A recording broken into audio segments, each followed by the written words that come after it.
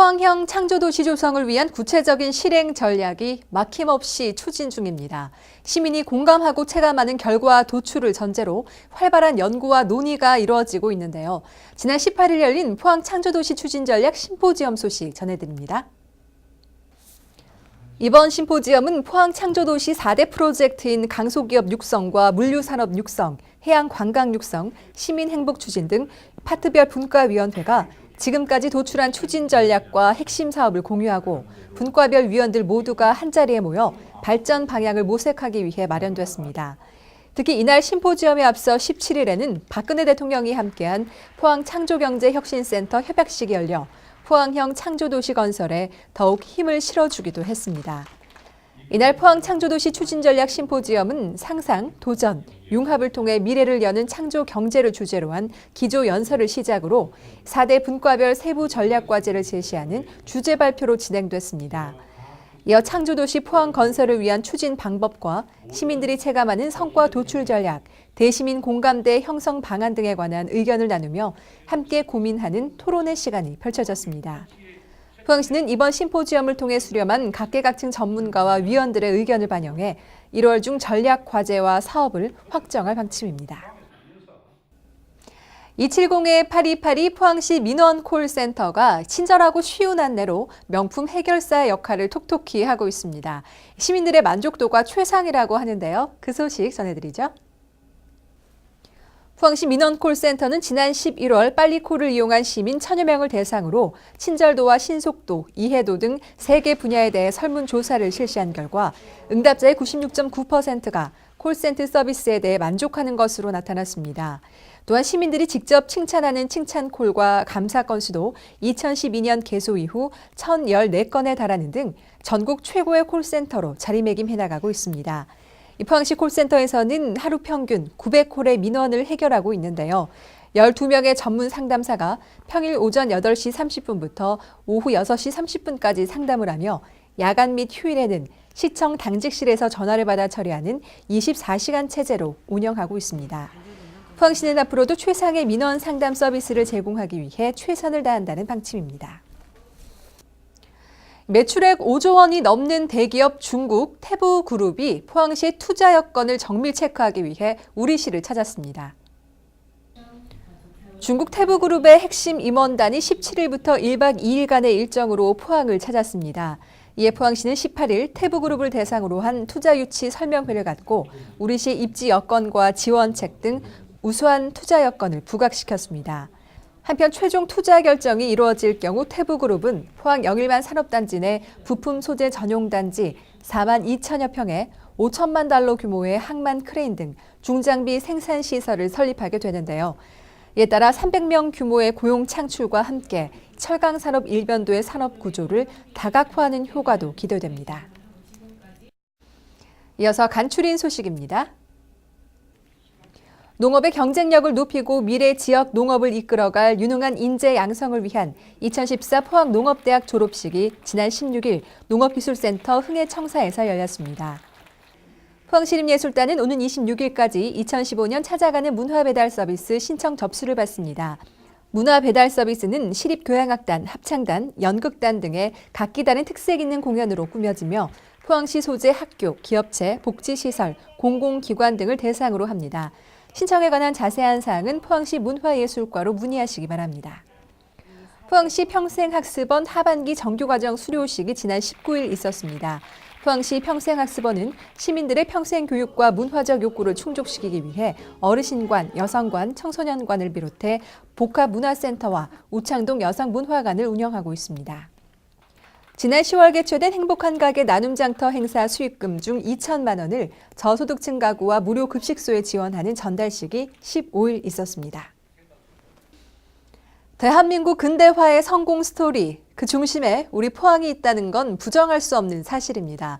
포항제철소 건립으로 산업 근대화를 이끌었고 불가능을 가능케 했던 새마을 정신 또한 포항에서 시작이 됐는데요.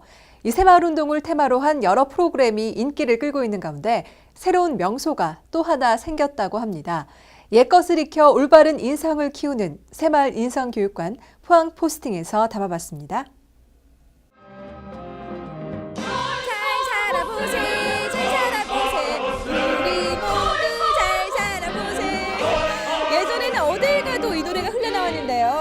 바로 이 새마을운동의 발상지하면 포항 아니겠습니까? 그래서 이 특성을 잘 살려서 특별한 교육 프로그램이 운영이 되고 있다고 합니다. 어떤 교육 프로그램인지 지금 바로 만나보시죠.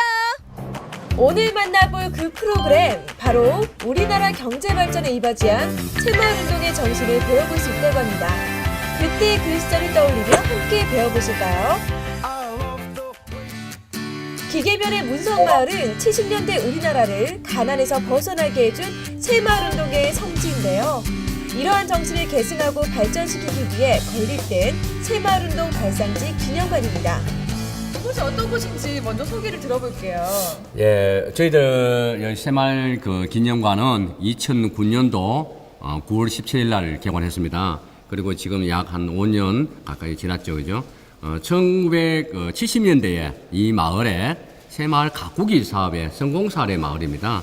1971년도에 또 우리 박정희 대통령께서 직접 이곳 마을을 방문하셨던 곳입니다. 그럼 여기 전시관에 온다면 학생들이나 뭐 다양한 일반인들이 어떤 걸 좀 배워갈 수 있을까요? 예, 지금 우리 대한민국의 청소년들이 정말 새마을에 대해서 너무 모릅니다. 우리 할머니, 할아버지들이 이루어내었던 그 새마을 운동을 뭔가 좀 배울 수 있는 새롭게 지금 교육시키고 있는 중입니다. 그렇습니다. 올해 10월 말부터 포항의 초중 고등학생을 대상으로 창의 인성 교육 프로그램을 운영하고 있는데요. 포항 지역 학생들을 위한 인성 교육의 산실로 자리매김하고 있습니다. 이렇게 말씀드리면 어떨지 모르겠지만 새 친구들 딱 보니까 공부 잘할 것 같아요. 네, 잘해요. 네, 수능 잘 쳤어요? 네. 몇 점 받았어요? 한 330점 맞았어요. 와, 박수 한번 쳐야죠. 아니, 이거를 치자고 이거를. 아니, 공부를 잘하는데 센스가 부족하네. 아니, 근데 우리 친구는 새마을 운동에 대해 잘 알아요? 잘 몰라요. 잘 몰라요? 네. 그 330점도 받았으면 어느 정도 교과서에서 배웠을 텐데. 새마을 운동의 3요소 알아요. 뭔데요? 근면 자조 협동이라고 들었어요. 21세기에는 바뀌었는데 몰라요? 네? 잘 모르겠는데요. 잘 모르겠어요. 배려와 봉사가 포함이 됐어요. 어떻게 배려. 배려와 봉사를 하는 친구인가요? 네, 실천하려고 노력하고 있어요. 어떤 걸 노력을 하고 있어요? 친구들의 아픔을 감싸주고 도와주려고 노력하고 있어요. 기념관 한쪽에는 고택을 복원해 개관한 새마을 인성교육관이 있는데요. 다양한 전통놀이와 특별 창의게임으로 나눔, 봉사, 배려 정신을 배워나가고 있습니다. 뿐만 아니라 예약을 통해 한옥에서의 하룻밤도 보낼 수 있으니까요. 이번 주말에는 새마을 인성교육관에서 의미 있는 하루를 만들어 보시는 건 어떨까요? 오늘 이렇게 체험해보니까 어때요?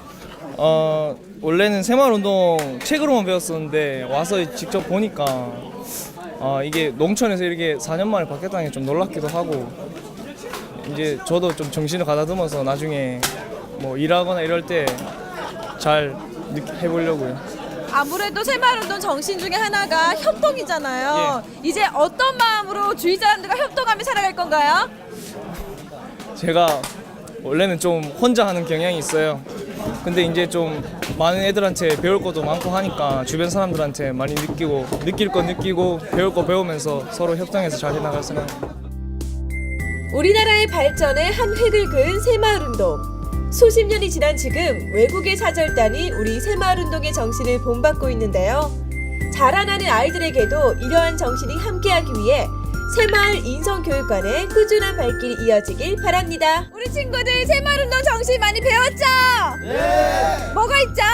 나눔, 배려, 봉사! 네, 그렇습니다. 우리 자라나는 아이들이 새마을운동 정신을 많이 배울 수 있도록 이곳 새마을운동 인성교육관으로 많이 찾아오세요.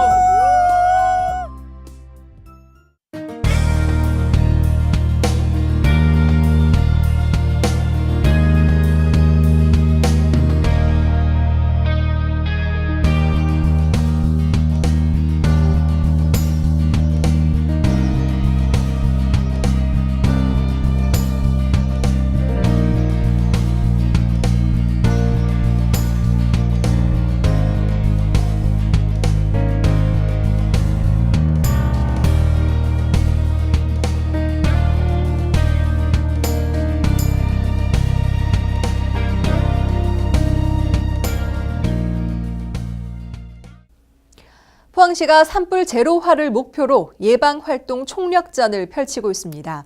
건조한 겨울은 대형 산불 발생 위험이 아주 높은데요. 무섭게 번지는 불길을 잡는 가장 안전한 방법, 바로 예방입니다. 입산 금지구역 지키기, 인화성 물질 소지 안 하기, 폐기물 소각 시 관할부서 신고하기 등 기본적인 예방으로 산불 없는 포항 함께 만들어 나갔으면 좋겠습니다. 클릭포항 준비한 소식 모두 전해드렸습니다. 함께해 주신 여러분 고맙습니다.